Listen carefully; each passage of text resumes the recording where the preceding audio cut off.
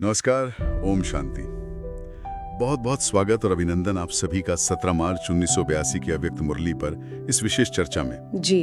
तो आज प्यारे शिव बाबा ने अपनी कल्प कल्प की अधिकारी आत्माओं को देखकर बहुत हर्षित हुए। जी। आज की चर्चा का केंद्र है संगम युग का वो खास वरदान अमर भाव और ये गहरा रहस्य कि कैसे वो आत्माएं जो दुनिया को बिल्कुल साधारण दिखती हैं वो बाप दादा के नैनों का नूर बन जाती हैं।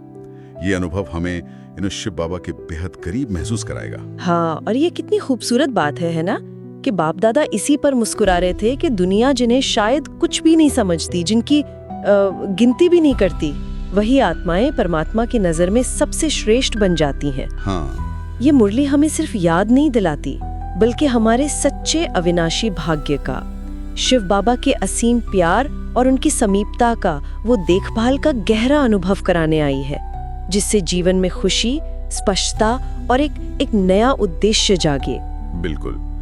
तो सबसे पहले बाप दादा अपनी विशेष सेना पांडव सेना को देखकर क्यों हर्षित हो रहे हैं? मतलब दुनिया की नजरों में भले कोई साधारण दिखे, शायद अनपढ़ भी माना जाए, पर बाप दादा के लिए वो नॉलेजफुल, ज्ञान से भरपूर हैं। हाँ। यहाँ एक बहुत बड़ा कॉन्ट्रास्ट है दुनिया के अल्पकाल के वीआईपीज और बाप के सदाकाल के भाग्यशाली सितारे। इसमें जो सबसे महत्वपूर्ण समझने वाली बात है वो ये कि महिमा कौन कर रहा है ना, और उसका आधार क्या है। सही। जब स्वयं अविनाशी बाप महिमा करते हैं तो वो महिमा क्षणिक नहीं रहती, वो अविनाशी बन जाती है। ये समझ हमें कितना नशा, कितना आत्मसम्मान दिला सकती है। सोचिए, दुनिया के कितने ही टाइटल्स क्यों ना मिल जाएं, बाप दादा द्वारा मिला स्नेह और सम्मान का एक इशारा ही उन सब पर भारी है। बिल्कुल भारी है। ये बाहरी दिखावे के बजाय आंतरिक सच्चाई और बाबा से सीधे कनेक्शन का सम्मान है एक्चुअली। और ये सेना भी सचमुच कितनी अद्भुत है। बताया गया कि शरीर से शायद चलने फिरने में भी मुश्किल हो, उम्र भी हो, लेकिन बुद्धि के विमान से सेकंड में परमधाम आत्माओं के घर तक पहुंच सकती है। ये दुनियावी शक्ति से कितनी अलग बात है। एकदम।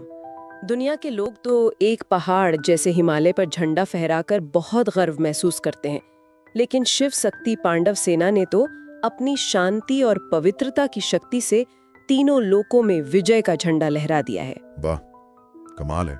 बाहरी रूप में भोले भाले दिखते हुए भी उन्होंने सबसे विचित्र, सबसे प्यारे बाप को पहचानकर अपना बना लिया। ये दिखाता है कि सच्ची शक्ति बाहरी साधनों या योग्यताओं में नहीं, बल्कि आत्मा की स्थिति और बाप से सच्चे सीधे कनेक्शन में है। चाहे कोई देश में हो या विदेश में, सच्चा ब्राह्मण बनना यानी पवित्र जीवन जीना अक्सर इन्हीं साधारण दिखने वाली पर लगन वाली आत्माओं का भाग्य बनता है। अब आते हैं उस सबसे विशेष वरदान पर जिसका जिक्र शुरू में हुआ, संगम युग पर अमर बाप द्वारा अमर भव का वरदान। संगम युग यानी ये विशेष कल्याणकारी समय जो अभी चल रहा है। जी। पर क्या हमें इस अमर भव वरदान का नशा, वो खुशी, वो आंतरिक स्थिरता निरंतर याद रहती है? क्या हम सचमुच इस वरदानी स्वरूप में स्थित हैं? ये बहुत गहरा प्रश्न है एक्चुअली।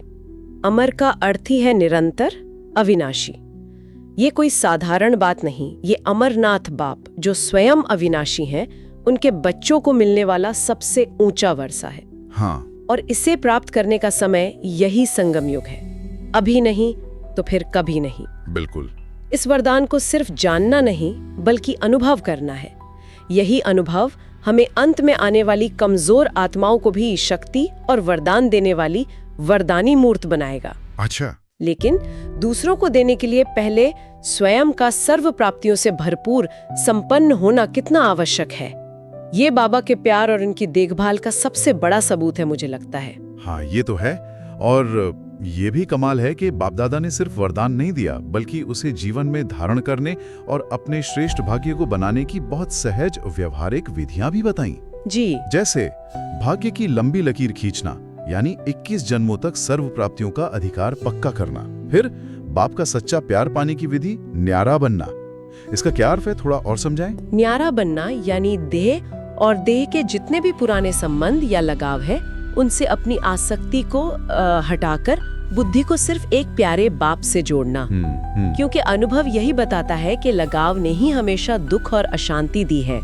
जब हम इस देह और दुनिया से न्यारे होते हैं तभी प्यार के सागर बाप के सच्चे प्यार का, उनकी समीपता का अनुभव कर पाते हैं। सही बात है। और फिर बताई मेहनत से छूटने की सबसे सहज विधि, मेरापन समाप्त करना। हाँ, वो मेरा मेरा की लंबी लिस्ट, मेरा शरीर, मेरा पद, मेरा धन, मेरे संबंध, ये सब। वाह, तो जैसे सारा बोझ उतर जाता है, सारी मेहनत समाप्त हो जाती है और सब कुछ बहुत सहज अनुभव होने लगता है।